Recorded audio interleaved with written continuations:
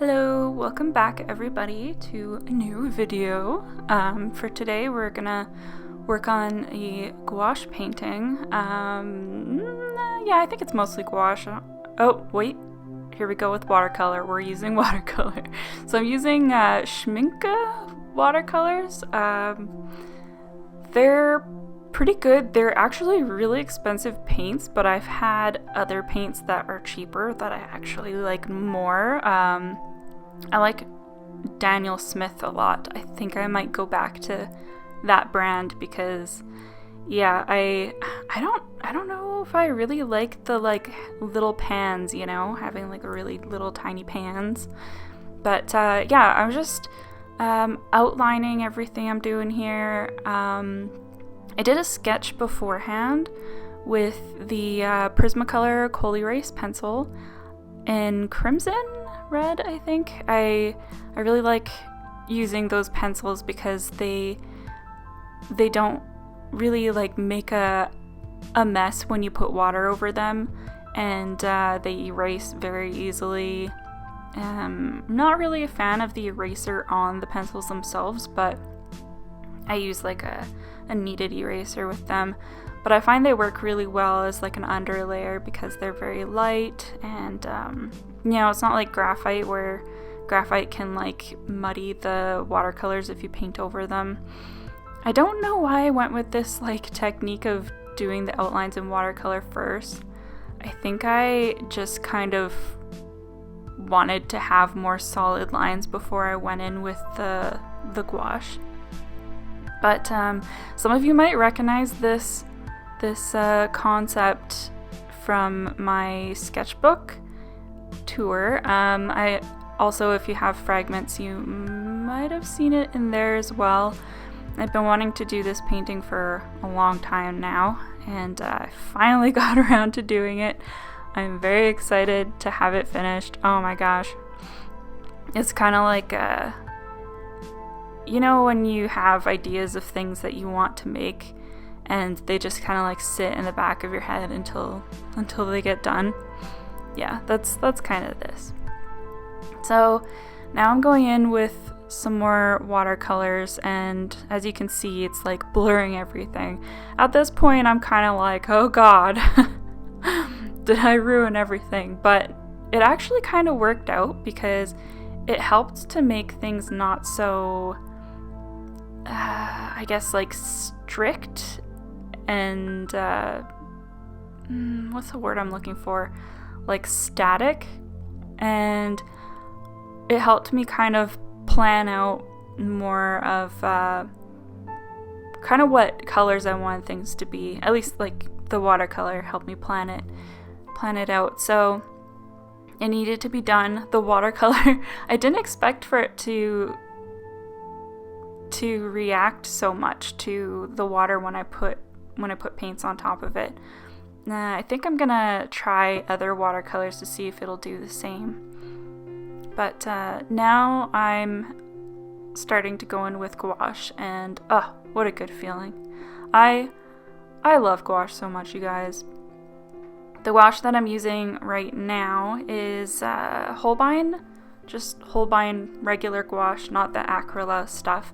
But I will use Acryla Gouache later. That's the acrylic hybrid gouache from Holbein, and it's also pretty awesome.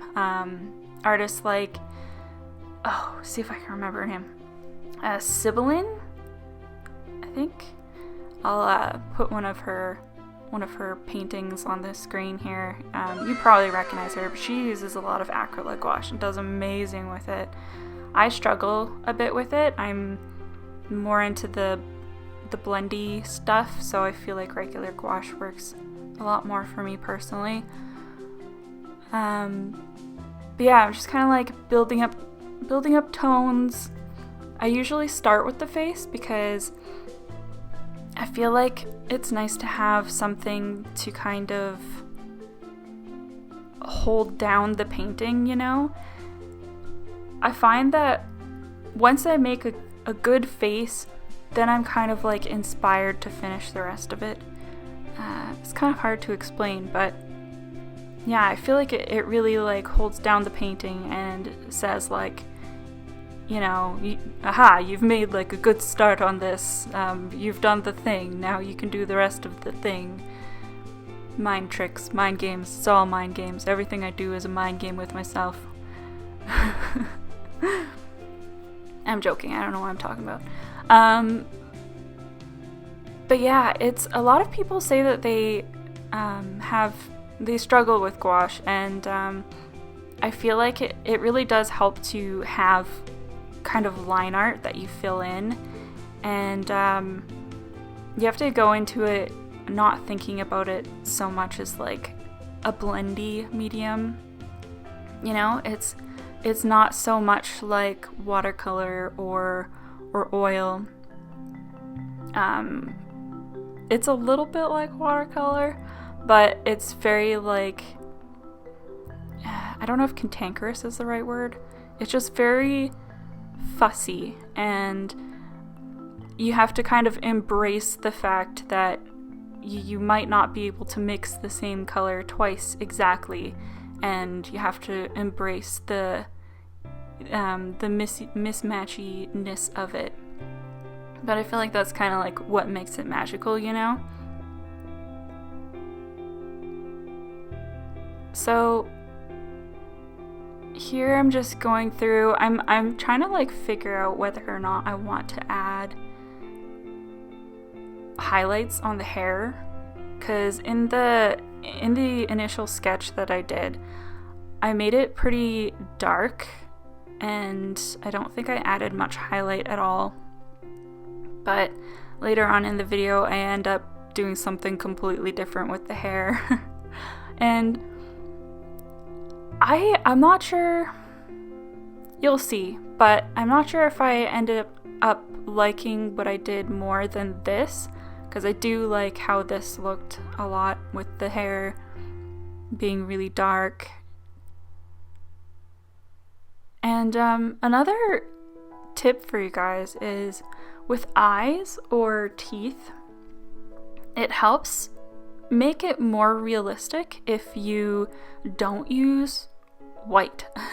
So like if you use like a, you know, off-white, or, you know, for something like wolf's teeth here, I'm using kind of like a yellowed white beige. And yeah, for eyes, it really makes them look so much more realistic if you use more of like an off-white tone, and then that way when you go in to add like the highlight of the eyes, when that's like pure white, it really helps stand out, and just it makes it look so much more realistic and just bomb. It's so good. Hands up for who loves painting eyes. I love painting eyes so much. You guys probably already know this because I'm kind of obsessed with them. So now I'm kind of using gouache as watercolor, and you can do that with gouache. It's amazing that way. If you use it light enough, you can use it as watercolor. So I'm kind of just like setting the tone for the leaves, I guess, and kind of deciding what kind of palette I want to go with. I already kind of like decided what palette I wanted in my head beforehand with this, because I've been thinking about it a lot. And I usually stick to kind of like a similar color palette with a lot of my paintings recently. I've been really liking the you know, teal with pink, and you know, everything else kind of revolves around that. Like yellow, I've been adding yellows and stuff, and that seems to just be kind of my jam lately. So it takes away a lot of the guesswork, but I know I definitely need to mix it up more. I really want to experiment more with purple, because I feel like that's a color I just like I never use. I've never been a huge purple fan, but my partner Lopi is a purple monster. So I don't know, I feel like I feel like I should test it out more and see, I guess maybe challenge myself a bit. When I think back to paintings that I've done, I can only ever recall painting one purple painting. And yeah, that's maybe a problem, I don't know. So here I'm using the Acryla Gouache. That's the acrylic gouache hybrid that I was talking about before. I really like using it for backgrounds because I find that regular gouache is very hard to paint on top of it with. It doesn't soak in. Gouache is something that kind of sits on top of the paper, but it also kind of soaks in. And yeah, it doesn't soak in too well with the Acryla Gouache. You can make it work if you put like a really thick layer of gouache on top of it, but for the most part I try not to paint on top of it. I would like to try more paintings that are just Acryla Gouache, see if I could hack it.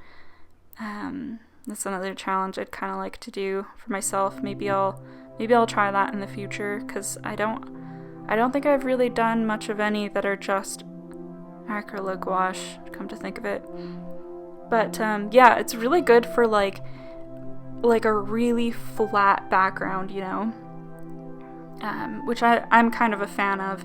I like focusing a lot on the subject matter, like the foreground, I guess.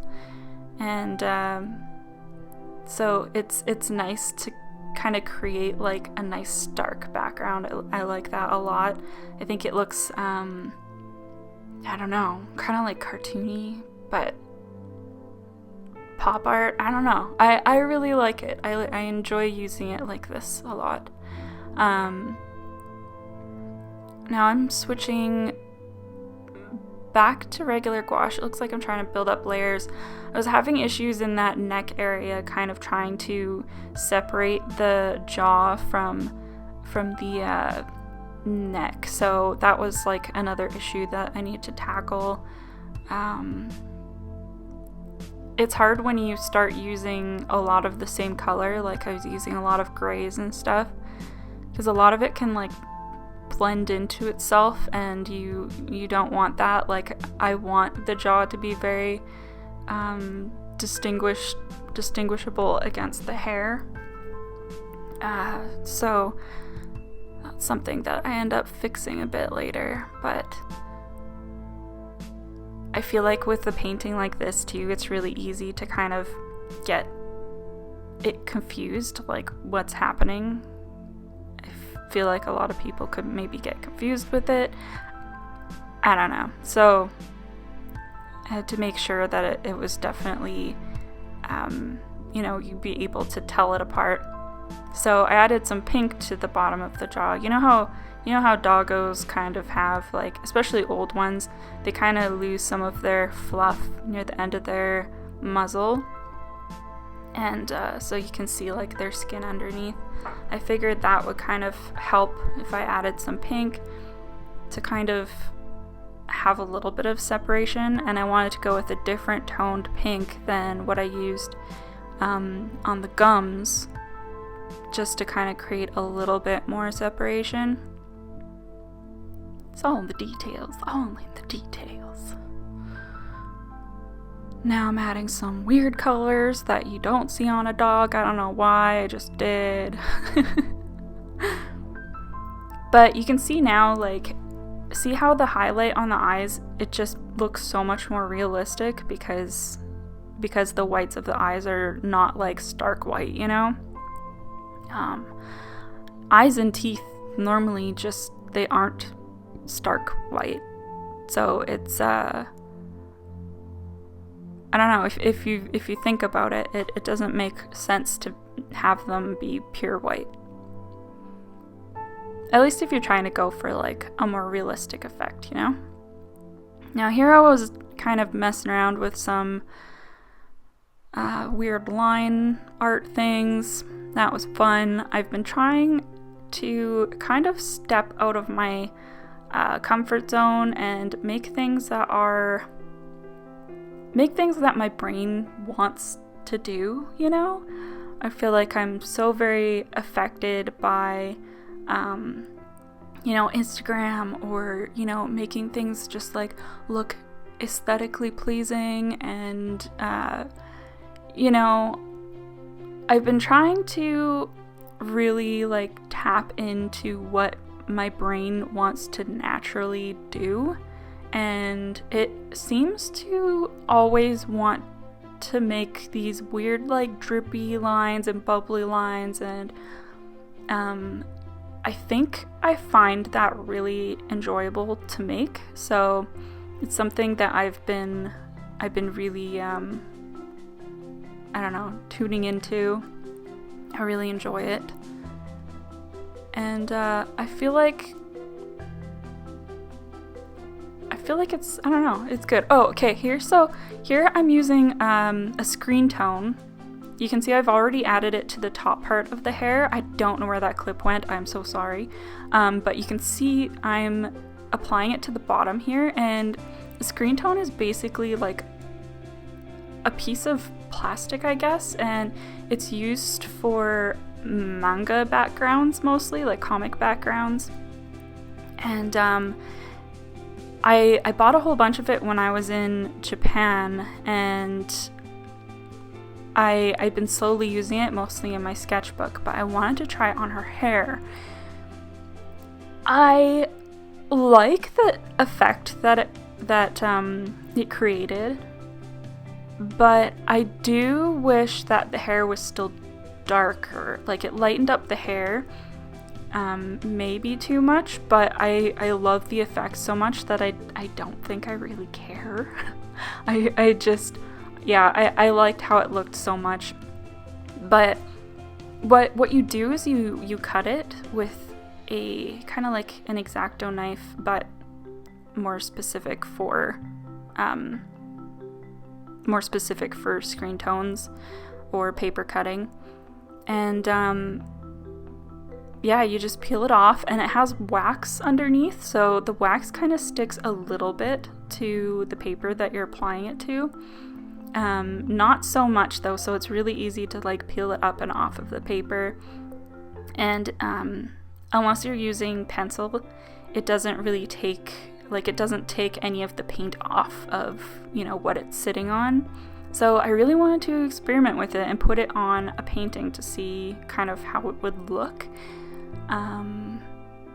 Yeah, I really want to buy more Screentones. I feel like I would really like to try it in other on other paintings. I feel like that would be really cool. A Screentone that I am using for this, the brand is called Deleter, and I will put that in the description down below. A link to the Screentone company or whatever, if I can find it. If not, I'll just write it down. But Deleter, I think, is a pretty big brand for manga comics. They sell a lot of awesome comic related stuff. They sell comic paper, they sell amazing ink, amazing white ink to cover like any mistakes if you're using ink. It's a really cool brand, and they sell like old school nib pens that a lot of like old school manga artists used as well. So I spent a really long time messing around with the fig plant here. I'm not sure what I was trying to do.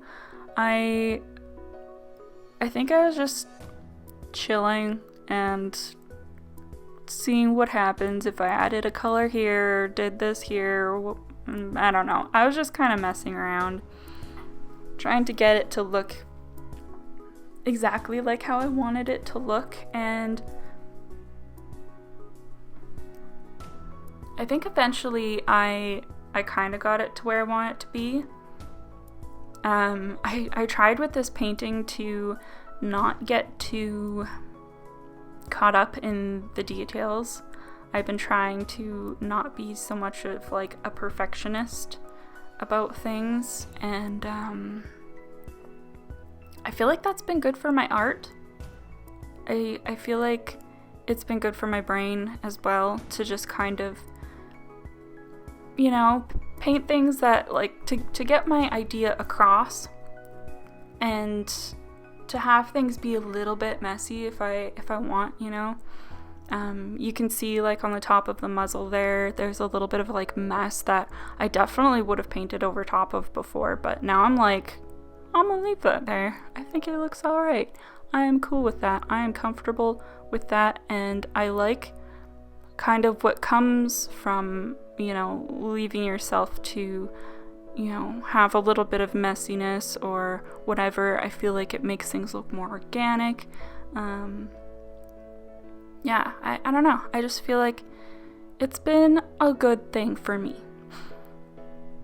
So here I'm going in, painting some highlights in the teeths, and just adding little doodads here and there, and this is like around the point where I'm like, okay, don't add too much, calm down.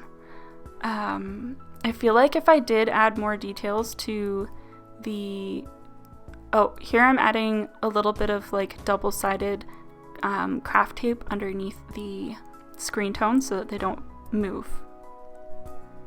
But yeah, I think if I did add a lot of detail on the wolf, I mean, I kind of did add a bit of detail to him, but I think that I keep getting distracted by what's going on. I'm trying to see if, like, I want to have a corner of the Screentone over top of, I don't know, one of the corners of the paintings, and Lopi was giving me his opinion. That's what the bright pink arm was. But here's some crispy peels. Just some good, peaceful, crispy peels. You can see the Screentone's freaking out.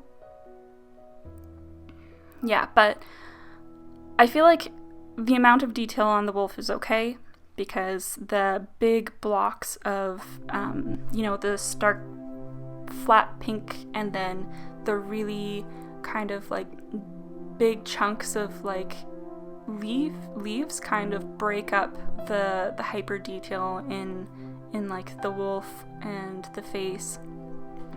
I mean, hyper detail is probably the wrong word, but, you know, more detailed.